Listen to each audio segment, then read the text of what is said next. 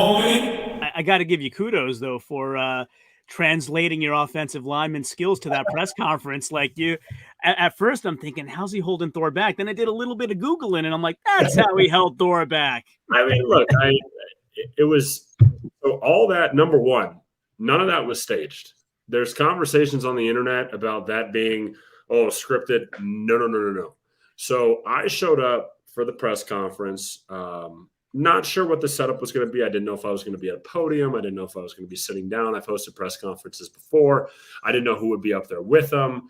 So then when we got there, I was like, okay, I wonder if, Eddie put his son on the inside to almost be like a subconscious buffer to him not to do anything.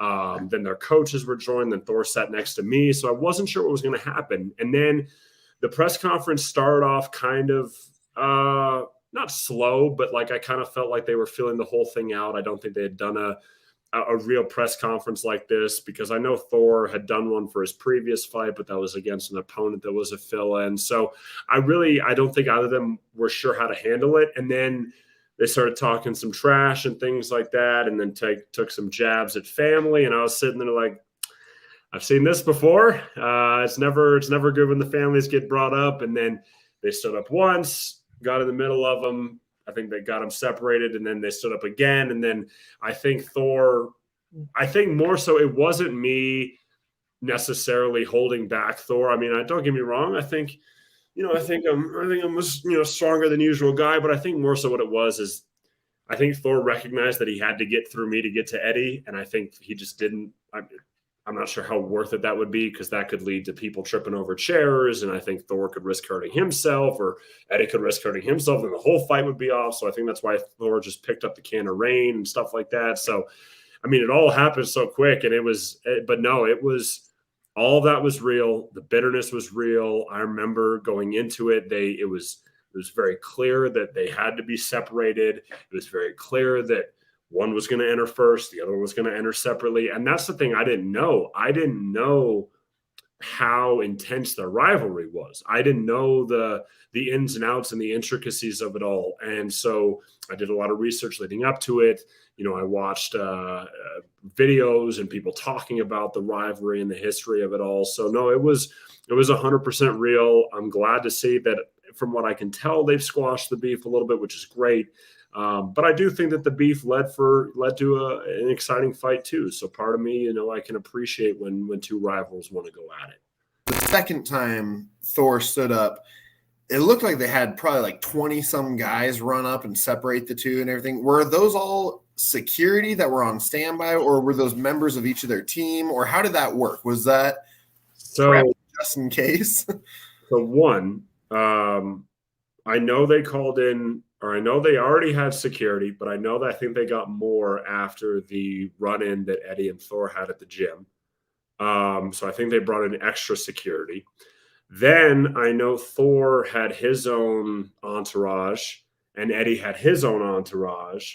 So if you count the entourages and security, I would say the total number of people there that were at least trying to separate them was, 30 people, not including myself. And so the thing is like, yeah, it was a mixture of security and entourages. And that's what I found that so funny about the whole thing too, was like, and the referee and in the same, I had the same thought about the referee during the fight, but it's like, they haven't dealt with people this big. And that was interesting for me to experience. You have to understand, I'm 6'7", 225. When I was a football player, I was 6'7". My heaviest, I was about 310, 315. I'm used to being a really, really big guy, bigger than 99% of the population. These two are so big. It's like off-putting. Like it was weird for me standing next to Thor and be like, holy, like what? And then what's crazy is they have the same wingspan, but that's because the wingspan includes shoulder width, and Eddie is literally this wide. So it was amazing being around people that big, but I think that the security almost were like, oh, these guys are really huge. Like, and the security that was brought in, those are bad dudes in and of themselves. So we needed it. So yeah, no, a lot of security, a lot of entourage involved in that press conference. Yeah, it was quite interesting to watch and just see the flood of people that came onto the stage. And I was like, well, they're all dressed fairly similarly, so I'm assuming they're all paid security or something, but it definitely makes sense just because I mean, we've seen a ton of other feats of strength that these two guys have done, and it's one of those things where, yeah, they're a little lighter now. They're not training to the same like max force capacity that they have in the past. But if they actually snapped, yeah, they could do a lot of damage.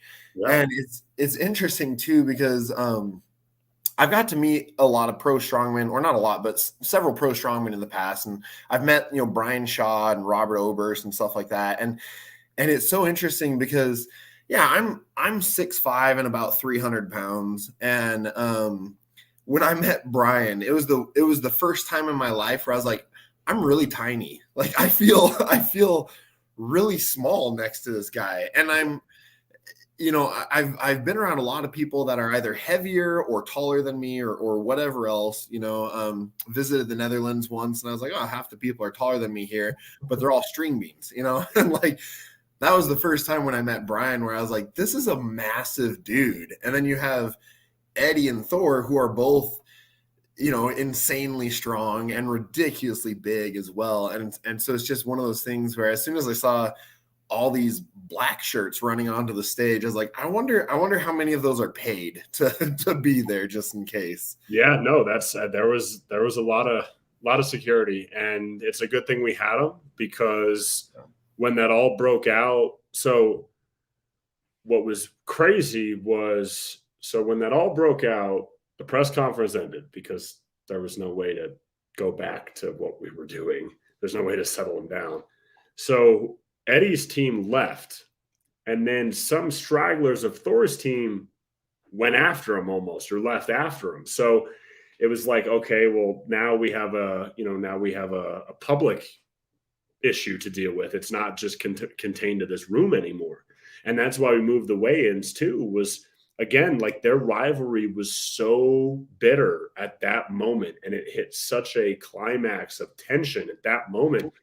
We were going to do public weigh-ins and everything. And it was, again, and like you said, Isaac, they're so big that if they chose to get mad, they could do a tremendous amount of damage, property damage, let alone people damage, right? So it was one of those things as to where, like, do we go and do this and have public, or do we just control it in this room, separate them both, no fans, they weigh in, they look at each other from a distance. Like if you watch the weigh-ins, we had tables in front of each of them, the scale and the commission between the tables, and we had them on clear opposite sides.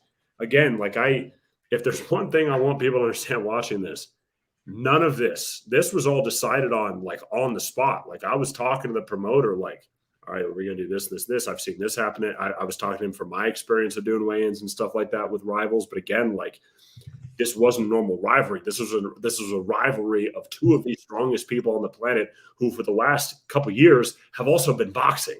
So again, it's like, these are people that you just don't want to rile up. So it's crazy.